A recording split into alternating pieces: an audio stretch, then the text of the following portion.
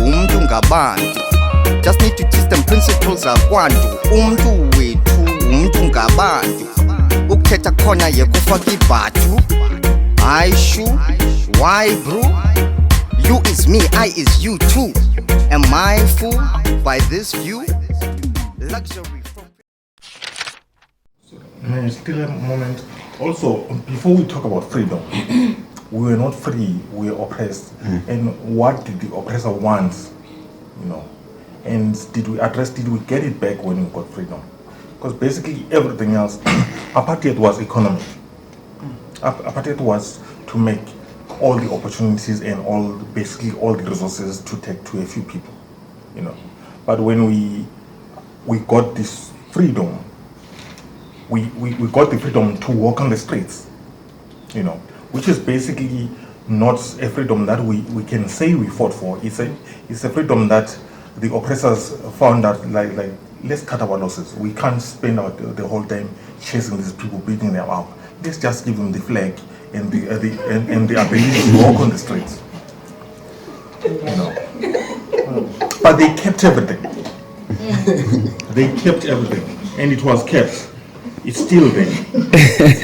Okay. It's still there. So for me, we haven't found the freedom.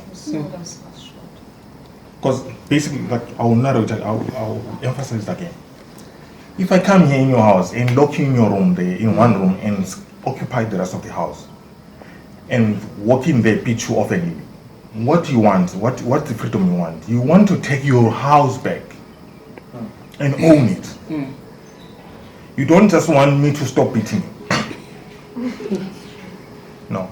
You don't need to just stop me. So if I just stop beating you but keep you in that room and still own your house, you haven't got that freedom.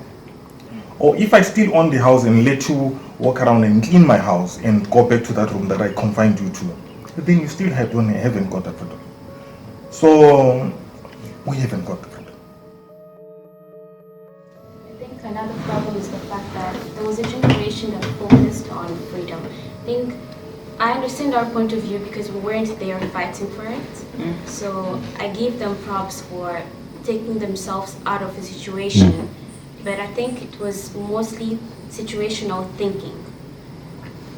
What happened after was the big problem.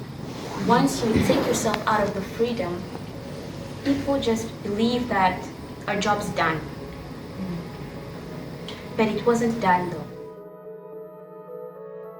On what their project was. And their project was to own this country.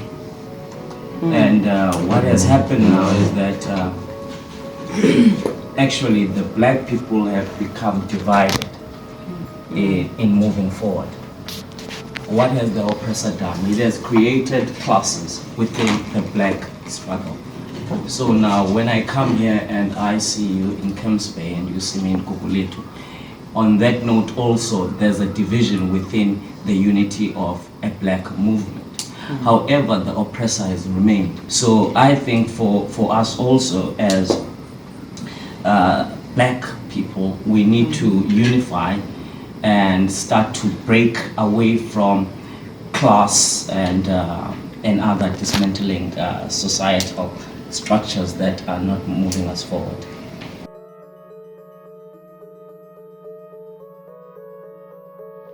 Now, I'm so excited by all of us because you've just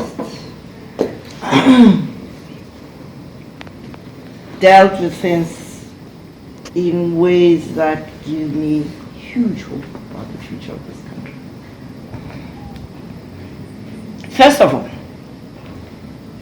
you are all very right to say we are not in a good place. That's why you find it difficult to say what it is that you are loving and so on. So there's no judgment about you not loving anything at the moment. You feel this is not like home.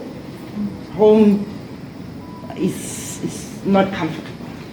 Your point about, yes, you've opened the door to the bedroom where I've been locked up, but I only come out to clean the house, but not to live in the house and enjoy the brief.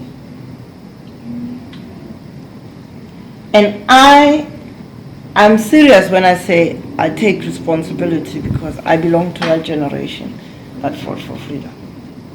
But I also want to remind you that in 1976, people who were your generation, this is now a generation, 2 generations behind me, fought for all these issues we are fighting about now. And so it is not as if, as we were negotiating in 1994, we were not aware of this, right? In fact, to be fair, the generation of Mandela and co were in jail or in exile and so on. So it was young people like you who reignited the struggle for freedom.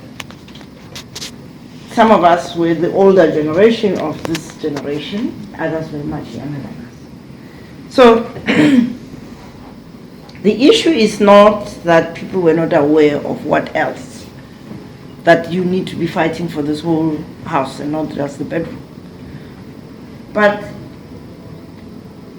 we grew up politically in an environment where we developed a consciousness that says the personal, the professional, the political are all combined. You can't tell me, no, study first and then you'll see the politics after. It's not possible. So we used our position as students at the time to, first of all, conscientize ourselves. Because you're talking about that room, it wasn't just that we were locked up in a room, we actually believed that we belonged to that room. We were non-whites, non-European, in our own country, in our own continent. We believed, we took that thinking that says you are good for nothing, we embraced it. People will say, the white man knows a lot. And that negates everything we know that Africa was at the forefront of inventing the skill and technique of writing, philosophy, mathematics, cosmology, architecture, the whole bunch. In addition to the philosophy of Ubuntu, which was elaborated so broadly that you wonder why our kids are being taught John Stuart Mill and not Ubuntu. They are being taught that a moral person is not bound by what is supposedly defined as moral good. They must, as moral people, they must make every decision. Even though the definition of moral is not yours and my definition. But no, that's what we are teaching people at my university. Use it. So guilty as charged. The problem of our transition to democracy arose at the point where those who were in exile and in jail took over the direction of the negotiation. So they brought the 1950s mentality and thinking, the 60s thinking. So the impact of the black consciousness was actually swept under the carpet. Have you read The Long Walk to Freedom? I did. You did? Yeah. Have you looked at the index? Yeah. Have you seen a word called BIKO in the index? You probably didn't notice. It doesn't exist. I didn't. No, I know it doesn't, because before I read it, I Write What I Like by Steve Biko. I read Tenderness of Blood by Mamphela. Yeah, you've read those separately. Yeah. But the point I'm making is that the people who were at the negotiation table, not only had they not benefited from the consciousness raising movement, that they actually chose to sweep it under the carpet. So I confronted Mandela because I got to know him when he was still in jail. I used to go and visit him at Victor Festivals. Now when the thing came out, and he got very close to my children, so I said, Dad, what are these children going to say about you? utataki, you are not saying anything, and then you say, no, you are my son. How does that work? He was very embarrassed, because clearly it was a political decision.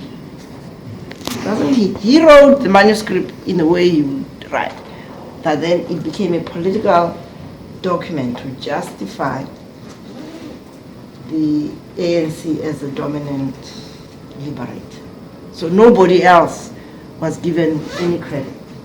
And with that, we lost the what are we fighting for? We ended up with an anti-apartheid struggle, whereas when we were activists, we were not anti-apartheid. We were fighting for a just South Africa, where we, the black people, will sit at the table and help shape a future that will reflect the majority. It's inevitable. If you're in Africa, you've got to have an African country, not a wanna-be Dutch, wanna-be European, no. But that's what we ended up with, okay? So I'm not excusing me or my generation, I'm just giving you the history of why we ended up where we are. So as a result, we had a political settlement. I tried to fight very hard that the TRC process becomes broader than just gross violations of human rights, to include socio-economic rights violations. And I was told perfection is the enemy of the good. So it said, don't worry about socio-economic rights. The RDP program was going to sort out my concern.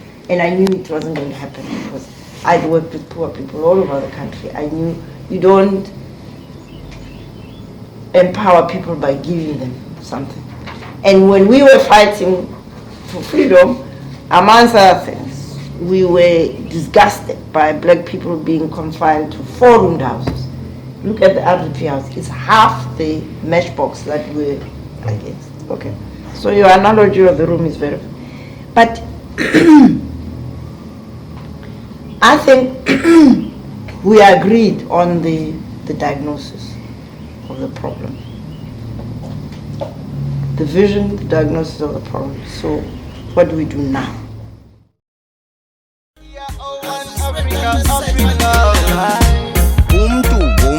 Umntu ngabantu. Just need to teach them principles zakwantu. Umntu wethu, umntu ngabantu. Ukuthetha khona yekufaka ibhathu. Hayi shu.